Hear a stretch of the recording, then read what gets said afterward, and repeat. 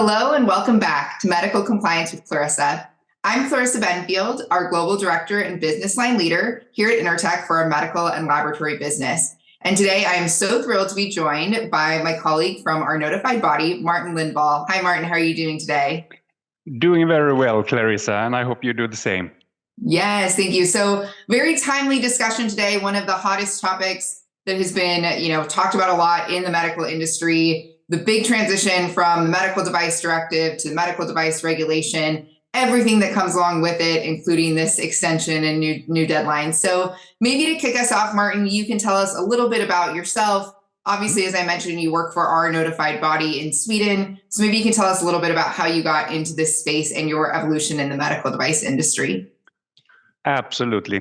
I actually started off in the industry as a quality regulatory manager for medical device companies. And I was actually a loyal client to Intertek for many years as an MDD, under MDD, then of course in ISO 13485. And then I joined Intertek a couple of years ago. And I think that my experience from industry also brings value into the notified body, because I do understand the concerns and the hard work that's on our manufacturers and on our clients, and I think that needs to be respected. And I think I can bring some value with that experience.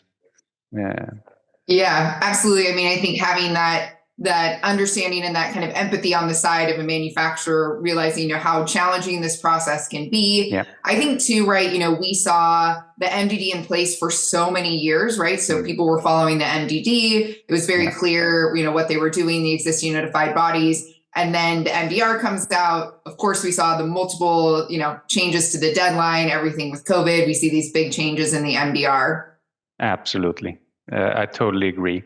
And I mean, it needs to be considered both the hard work from the manufacturing side, but also on the notified body. And I guess that is basically why the European Commission came to the conclusion that there will be a risk of shortening of medical devices on the European market if we stick to the planned deadline, actually.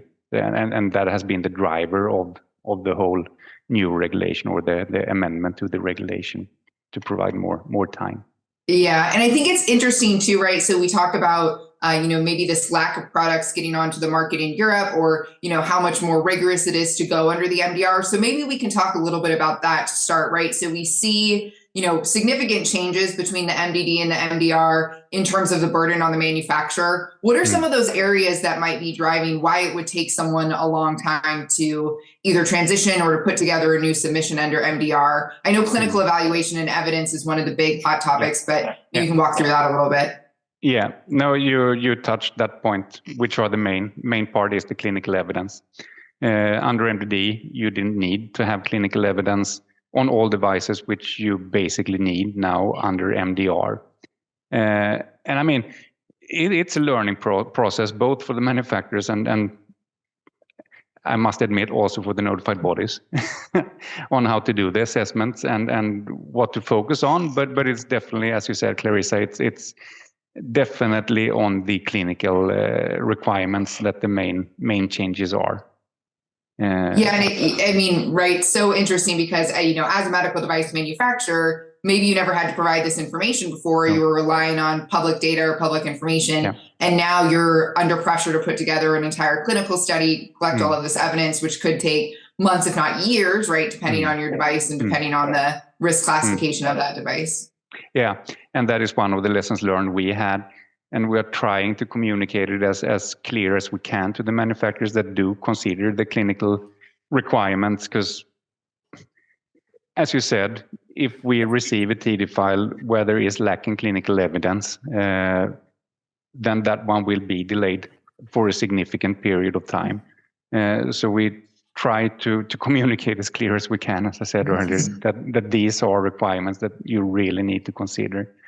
And as you said, you're 100% correct in saying that under MDD you maybe didn't need to submit this kind of evidence, and you're hoping that it would be sufficient for MDR as well, and then you send it to your notified body, and they get a non-conformity or a question saying that you're lacking clinical evidence, and then you, as you said, months, absolutely months, could be into years, which is a challenge, absolutely. Yeah, I think you made such a good point that, maybe sometimes people forget, right? This is a learning process for everybody, even on the notified body side, right? Yeah. We went through this redesignation process to make sure we could be qualified under the MDR as a notified body, but it's a brand new regulation. And so everyone's trying to figure out, collectively as a group within the notified bodies, but also, when you're reviewing files and doing your assessments, everything's brand new. So there is that bit of a learning curve on both sides. Even from our side as the notified body on how we interpret things and how we review. Absolutely. 100% clear on that one. Yeah. So maybe let's walk through the two different paths right now at a hypothetical situation. So currently I'm a manufacturer and I have my product under the MDD, right? And we talked a lot about this. As you said, the European Commission came out. It's like, 18,000, 19,000, whatever they're anticipating of, products that maybe will not have compliance with, under this new timeline that we had. So what does this mean for someone who was under the MDD? Now we see the extension. How does that work for a manufacturer? It basically, the decision that Commission took was to grant more time, both for notified bodies and manufacturers, of course, to be able to issue the necessary MDR certificate to make sure that there are sufficient amount of medical devices out there. And I usually say, the device itself does not get more, there are not more safety related issues to a device because we changed from MDD to MDR. So, there is some kind of logic in here with Commission. But yeah, you will be able to put your device on the market for a longer period of time, but you need to fulfill some specific prerequisites to do so. For example, you need to stay compliant with MDD and Article 120, which has been a requisite since the date of application, basically. So there are no new requirements because of this amendment to the regulation. But you also need to have a written agreement with your notified body before the 26th of September 2024, but the earlier the better, of course, because the notified body also needs to have you in the books as a manufacturer. So the sooner you choose a notified body to go with, the more safe you are, if I can put it that way. When we're talking medical device, safe is always nice to say. And there are timelines for this as well. You need to apply or launch a formal application with the notified body latest 26th of May 2024, and the agreement needs to be signed latest 26th of September 2024.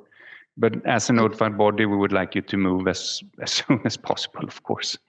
Yeah, so they're not just giving extra time arbitrarily, right? It's not just, now you have until 2027 or 2028. They're saying we still want to see people moving forward. We still want to see you making progress. This doesn't just give you, carte blanche to wait until 2027 or 28.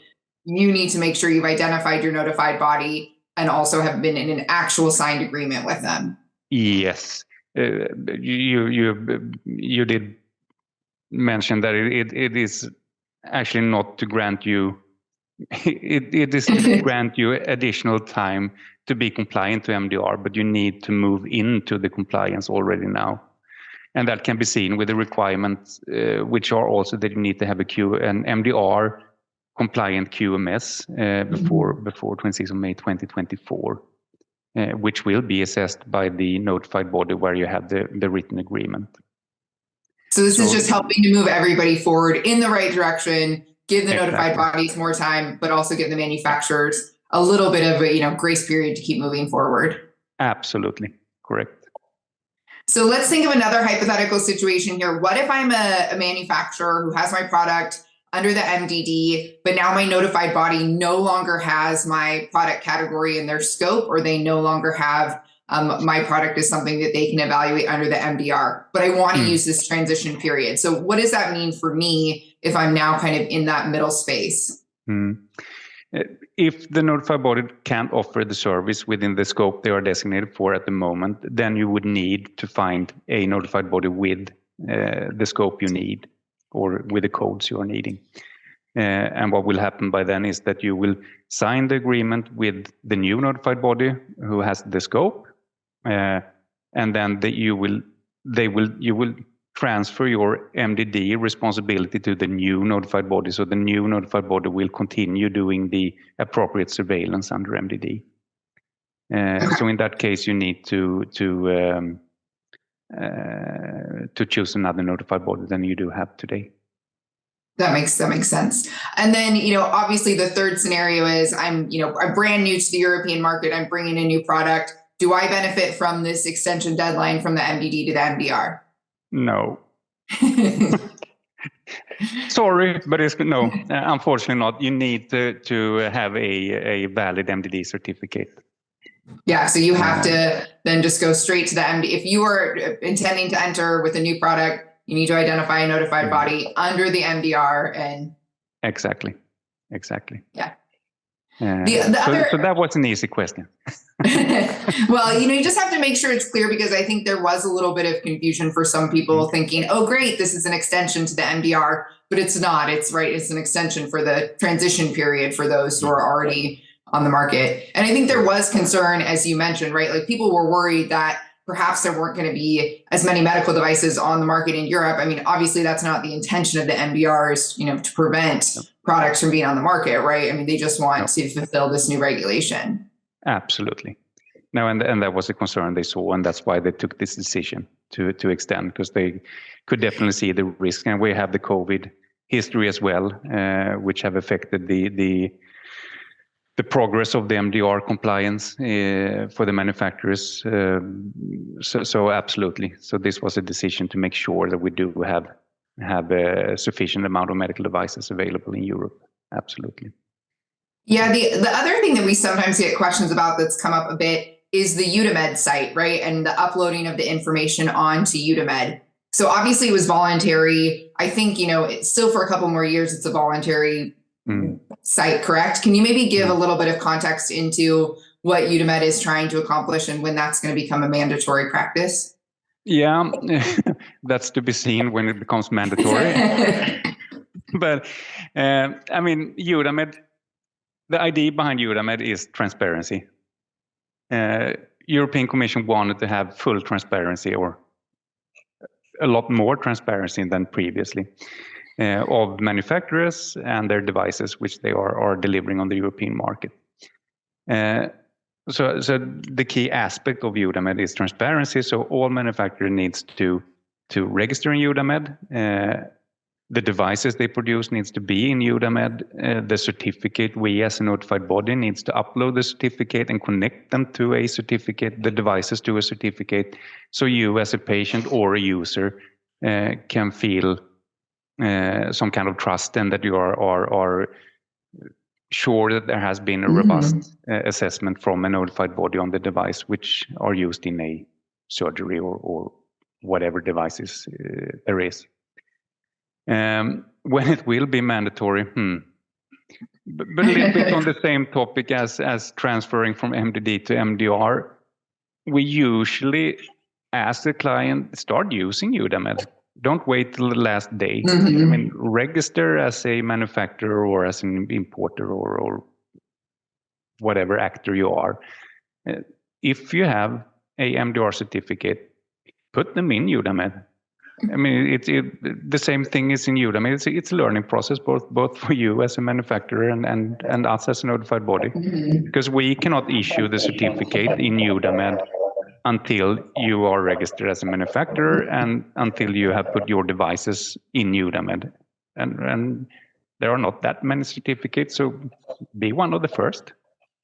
Yeah, and I mean, if you visit the site, right, you can see people have started taking this practice, right, and starting to enter their information. But I think, such a valid point, right? This is all a learning curve for everybody. But, to your point, why not just, start moving forward, start moving in the right direction if we know that that's the intended goal at the end? Absolutely. And it will help you. It will help you to understand EUDAMED. It will help you to implement EUDAMED in your procedures and so on and so forth. We need to issue certificates, so we get used to issue certificate in EUDAMED. So it's a win-win. Don't wait; it will be overwhelming the day when it is actually mandatory. So take the small steps, and then you will move into full compliance when needed. Yeah, that's a great piece of advice for our manufacturers. So before we wrap up, is there anything else, any other tips that we want to give, right? So you're talking about, getting prepared early, just, as the tips and tricks as we're moving through this transition period. I usually say that one thing that manufacturers usually underestimate is actually the quality of the application they submit, because that will help them so much in getting a proposal quick, so they can make a business decision on either moving with this notified body or go with another notified body. Because the better the quality of the application package, the sooner you get your proposal and the sooner you can take the decision, and by then also the sooner you will have your reserved spot for assessment and your certificate. That is something I try to tell all our clients, or the one who requests MDR applications from our side, that invest an extra time, an extra hour in the application. That will save you months at the end. It will make your life easier and our life easier. So, well, that's a good point too, and maybe something people don't think as much about, right? I mean, you're under intense pressure to make an application and figure it out quickly, right? But if you spend that extra time up front, you'll get something detailed and really have a good understanding of what it's going to take and what that's going to cost you from a time and effort perspective. Absolutely, and it will save you money, both money and time, by doing so. And also, as you touched earlier, Clarissa, don't use this extended period just to push the project ahead. I mean, start moving in the direction of MDR, because at one point you need to be compliant to MDR to be able to supply the European market. Yeah. So absolutely continue with the project as planned. Do not delay things just because you have additional time to actually do the assessment, because we don't, as a notified body, we don't want to push this mountain of reviews ahead of us. We want to continue to issue certificate